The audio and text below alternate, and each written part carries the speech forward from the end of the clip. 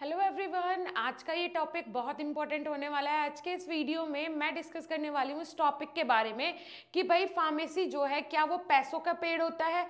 कुछ स्टूडेंट का ऐसा मानना होता है या फिर कुछ गार्जियंस का ऐसा मानना होता है कि फार्मेसी जो है, फार्मेसी कोर्स जो है वो एक तरीके से पैसे का पेड़ है कि भाई अगर फार्मेसी कर ली तो उसके बाद चारों तरफ से पैसा आना शुरू हो जाता है। तो इस टॉपिक में कितनी सच्चाई है, क्या क्या मत है लोगों के, आज के टॉपिक में इसी के बारे में डिस्कस करने वाले हैं, डिटेल में डिस्कस करेंगे। और आप ये भी देखिएगा कि क्या पता फार्मेसी जो है वो पैसे का पेड़ हो भी सकता है। बिल्कुल, आज दोनों ही बारे में हम बात करेंगे कि ये हमारा सोचना कितना सही है, कितना गलत है। फार्मेसी करने के बाद हम कितना पैसा अर्न कर सकते हैं, कौन कौन से सोर्सेज हैं पैसा अर्न करने के, तो सारी चीजें आज के इस वीडियो में डिस्कस करेंगे। Hey everyone, this is Sakshi Rajput and welcome to BSP pharmacy. Okay, so सबसे पहले फर्स्ट ऑफ ऑल अगर मैं बात करूं फार्मेसी की, तो फार्मेसी में आप लोग जानते हो जनरली 3 कोर्स होते हैं जो कि 12th के बाद होते हैं, जो कि स्टूडेंट करना चाहते हैं। वैसे तो काफ़ी सारे कोर्सेज होते हैं फार्मेसी में, डिप्लोमा कोर्सेज भी काफ़ी सारे होते हैं और बैचलर भी काफ़ी सारे होते हैं। अब आप बोलोगे मैम हमें तो पता है कि सिर्फ बी फार्मा होता है। जी नहीं, बहुत सारे कोर्सेज होते हैं, इसके लिए भी मैं फर्दर वीडियो बना चुकी हूँ। ठीक है, डिप्लोमा कोर्सेज भी बहुत सारे होते हैं और डिग्री कोर्सेज भी बहुत सारे होते हैं। ठीक है जी, उनमें अलग अलग कैटेगरी डिवाइड कर दी जाती है, लेकिन मेनली जिन्हें हम जानते हैं वो 3 ही कोर्सेज हैं। First of all B pharma, D pharma and pharm D. ठीक है जी, एक ग्रेजुएट कोर्स, एक डिप्लोमा कोर्स, एक डॉक्टरेट कोर्स। ठीक है, तो यहाँ पे देखिए अगर मैं सैलरी की बात करूं, salary after pharmacy main thing, और सारी चीजें बस इसी पे डिपेंड होती है, सैलरी सैलरी सैलरी।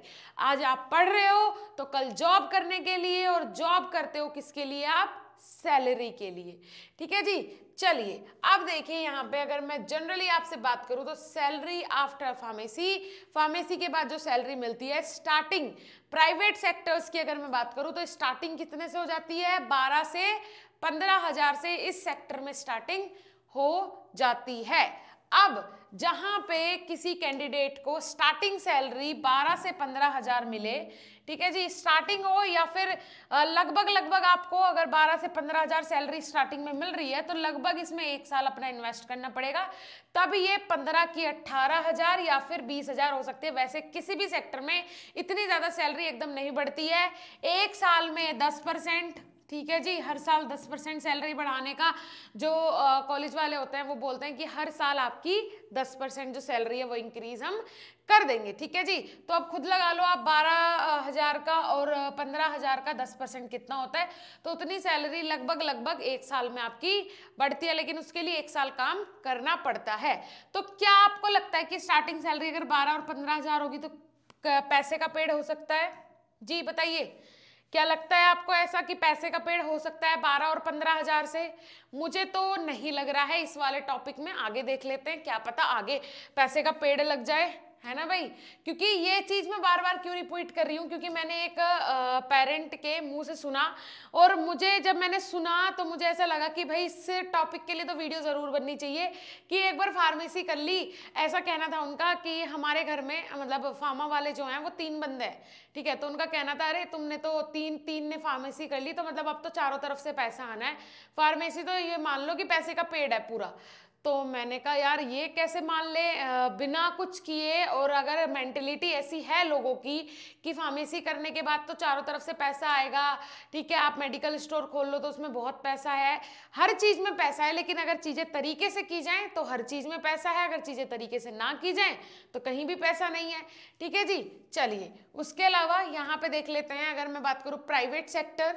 ठीक है जी, और दूसरा यहाँ पे जैसे कि अगर मैं प्राइवेट सेक्टर की बात करूं तो प्राइवेट सेक्टर में आपसे, ठीक है, प्राइवेट सेक्टर में आपसे कितना काम ले लिया जाता है आप लोग खुद जानते हो।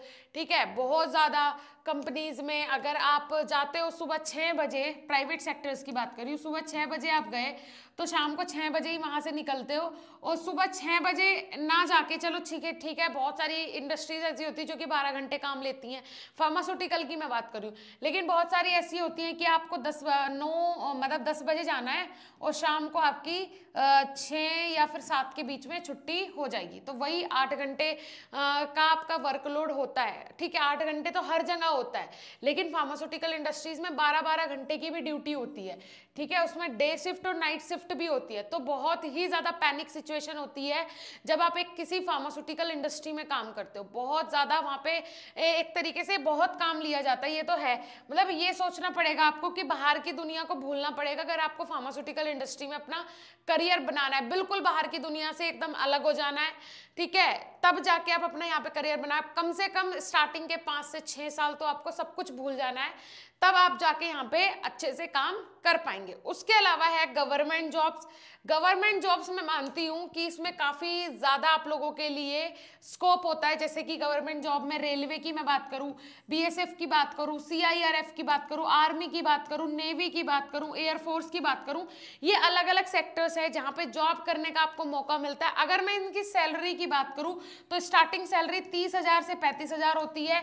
इसमें आप ऐड कर लीजिएगा ड्रग इंस्पेक्टर, इसमें आप ऐड कर लीजिएगा फूड इंस्पेक्टर, इसमें आप ऐड कर लीजिएगा हॉस्पिटल फार्मासिस्ट। ड्रग इंस्पेक्टर की अभी लगभग 24 से 25 वैकेंसी आई हैं अगर मैं बात करूं तमिलनाडु में।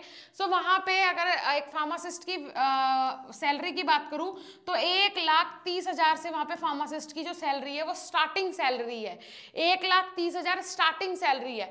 तो आप खुद समझ सकते हैं कि कितना अच्छा करियर स्कोप है और वो जो ड्रग इंस्पेक्टर है वो कितना अर्न कर सकता है। आप लोग भी जानते हैं कि ड्रग इंस्पेक्टर का अर्निंग का कोई भी लिमिट नहीं होती, अनलिमिटेड अर्न कर सकता है ड्रग इंस्पेक्टर, ठीक है जी। और दूसरी चीज इसमें ये होता है कि भाई सैलरी तो अच्छी खासी है ही, दूसरा बहुत सारे काम होते हैं ऐसे ड्रग इंस्पेक्टर के जिनके बिना परमिशन वगैरह नहीं मिलती है, तो उसमें भी काफ़ी सारी अर्निंग इनकी हो जाती है, ठीक है। तो एक रेपुटेटेड पोस्ट है ड्रग इंस्पेक्टर। ड्रग इंस्पेक्टर की परमिशन के बिना आपको लाइसेंस नहीं मिलता है, और भी बहुत सारी चीज़ें हैं, ठीक है जी। तो ये हो गया आपका किसका भाई, गवर्नमेंट जॉब्स का। गवर्नमेंट सेक्टर में आपको इतनी सैलरी जो है वो मिल जाएगी, ठीक है। उसके अलावा अगर बात करूं मैं नेक्स्ट, जो कि ज़्यादातर स्टूडेंट्स करते हैं, ज़्यादातर बहुत ज़्यादातर डी फार्मा के बाद बच्चे या फिर बी फार्मा के बाद भी मैंने देखा है हमारे क्लासमेट्स मेनली क्या बन गए हैं, एमआर बन गए। एमआर मतलब मार्केटिंग रिप्रेजेंटेटिव। ये आप देख रहे हो ये कौन है भाई, ये एमआर है, ये डॉक्टर साहब हैं। तो एमआर आएगा डॉक्टर साहब के पास कंपनी के प्रोडक्ट्स लेके और बोलेगा कि ये प्रोडक्ट डॉक्टर साहब आप प्लीज़ पेशेंट को दीजिए, पेशेंट को ये दवाइयाँ लिखिए, अपने आजू बाजू के या फिर अगर हॉस्पिटल का ही परमानेंट कोई मेडिकल स्टोर है तो वहाँ पे ये दवाइयाँ रखवाइए और पेशेंट को यही दवाइयाँ लिखिए, तो हम आपको इस पर कमीशन देंगे और साथ ही साथ हम आपको सालाना भी बहुत बड़े बड़े गिफ्ट देते हैं। फार्मास्यूटिकल इंडस्ट्रीज जो हैं वो बहुत बड़े बड़े गिफ्ट भिजवाती है डॉक्टर्स के यहाँ पे। दिवाली हो गई, न्यू ईयर हो गया, इन पे बहुत बड़े बड़े गिफ्ट जाते हैं सालों में डॉक्टर्स के पास, ठीक है। तो ये यहाँ पे इन्हें अपना कमीशन समझाएंगे और दवाई के फायदे बताएंगे, ठीक है। मैं ये नहीं बोलूँगी कि सारे डॉक्टर कमीशन पे काम करते हैं, लेकिन हाँ ये है कि ये अगर एमआर अच्छे से उन्हें अपनी दवाई के फायदे बताएगा, क्योंकि डॉक्टर इनसे पूछेंगे कि क्यों भाई बुखार की आप ये बोल रहे हो कि आप ये पर्टिकुलर XYZ, मैं नाम नहीं लूंगी किसी भी उसका, तो ये गोली जो है ये एमआर लेके आया है और ये पर्टिकुलर कोई भी गोली है जो कि ये डॉक्टर साहब जो है सजेस्ट करते हैं, पेशेंट को देते हैं। तो अब ये एमआर कह रहा है कि नहीं डॉक्टर साहब ये वाली सही नहीं है, आप ये वाली देके देखो, इसका इफेक्ट अच्छा है। तो डॉक्टर ऑब्वियसली ये पूछेगा एमआर से कि भाई क्यों, इसका इफेक्ट क्यों अच्छा है, इसमें ऐसी क्या क्या एडिशनल चीजें हैं जो कि मैं ये वाली गोली सजेस्ट करूं, राइट। तो ये सारी चीजें होती हैं। तो एमआर की जॉब मोस्टली वो पर्सन्स करते हैं जिनकी टॉकिंग स्पीक जो वोकैबुलरी जो है वो अच्छी हो, ठीक है जी, कम्युनिकेशन स्किल्स अच्छी हो, बात करने का तरीका अच्छा हो, इंग्लिश मोस्टली इंग्लिश के वर्ड्स बोलने आते हो। मतलब ज़रूरी नहीं है पूरा फ्लक्चुएट होना चाहिए उनकी जो हिंदी है पूरी की पूरी फ्लक्चुएट हो रही है या फिर इंग्लिश पूरी की पूरी फ्लक्चुएट हो रही है, ऐसा नहीं, जो भी बोलो प्रॉपर बोलो, लेकिन हिंदी में भी कुछ ना कुछ वर्ड्स इंग्लिश के ऐड होने चाहिए जिससे कि लगे कि हाँ बंदा थोड़ा प्रोफेशनल है और चीज़ें मतलब जो मुझे समझा रहा है वो कहीं ना कहीं सही है, जो उसकी स्पीकिंग होनी चाहिए वो इस तरीके की होनी चाहिए, ठीक है। तो एमआरशिप में वही बंदा जीत जाता है। उसके बाद स्टार्टिंग सैलरी जो होती है एमआरशिप की 10 से 15,000 रुपए होती है। अगर मैं डी फार्म कैंडिडेट की बात करूं, 1 साल के बाद 25 से 30,000 रुपए नॉर्मली हो जाती है। एमआर की जॉब में बहुत ज्यादा सैलरी जो है, देखो मैंने आपको कंपनी में बताया था, तो कंपनी में कितने हजार बढ़ रहे थे, ज्यादा से ज्यादा 3,000 5,000 इस तरीके से। लेकिन यहाँ पे देखो आप सीधा कितने बढ़ गए, 25 से 30 हो गए, 10 से 15 से 25 से 30 हो गए, सीधा 10,000 की ग्रोथ मारी है बंदे ने। लेकिन 1 साल तक अगर वो मार्केटिंग में टिक गया और अच्छा रेस्पॉन्स आ रहा है, अपने टारगेट्स कंप्लीट कर रहा है, तो उसकी सैलरी कंपनी बहुत अच्छी कर देती है। बिकॉज मार्केटिंग के ऊपर ही पूरा बिजनेस टिका हुआ रहता है। आप भी जानते हो कि जब तक कोई प्रोडक्ट दिखेगा नहीं तो वो बिकेगा कैसे, और दिखाने का काम करता कौन है, मार्केट में प्रोडक्ट फार्मास्यूटिकल इंडस्ट्री ले आई, लेकिन डॉक्टर्स तक पहुंचाने का काम कौन करता है, एक एमआर करता है, मार्केटिंग रिप्रेजेंटेटिव।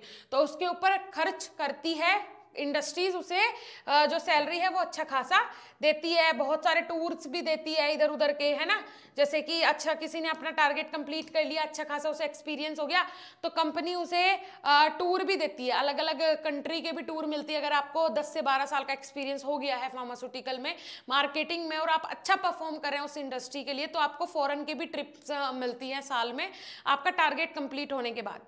ठीक है जी, तो मैंने आपको बता दिया जिस भी सेक्टर से आप अर्न कर सकते हैं फार्मा के फील्ड में, मैंने आपको सारी चीजें बता दी जनरली, जो कि होता है जस्ट फार्मेसी के बाद। ठीक है, इसमें आप अपना खुद का मेडिकल स्टोर डाल सकते हो।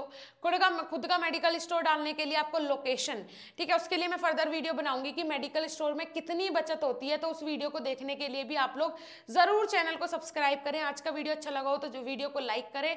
हमारी एप्लीकेशन पे डेली बेसिस पे 4 लाइव क्लासेस चल रही है, जाके जरूर डाउनलोड करें। प्ले स्टोर पे सर्च करें बीएसपी फार्मेसी ऐप, जैसे आप सर्च करेंगे तो बीएसपी फार्मेसी का ऐप आ जाएगा, आप उसे जाके इंस्टॉल करें। ठीक है जी, और साथ ही साथ अपनी स्टडी को कंटिन्यू करें। हमारे इसी चैनल पे डेली लाइव क्लासेस हो रही है, डेली बेसिस पे शाम को 6 बजे से 8 बजे तक free of cost. Model paper बहुत जल्द स्टार्ट हो जाएंगे सॉल्व करवाना, और भी बहुत सारी चीजें हैं जो कि हमारी एप्लीकेशन पे स्टार्ट होने वाली हैं।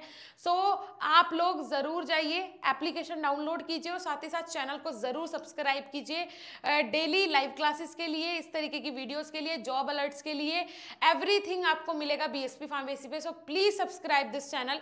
मिलेंगे बहुत जल्द नेक्स्ट इंफॉर्मेटिव वीडियो के साथ, तब तक के लिए धन्यवाद, नमस्कार।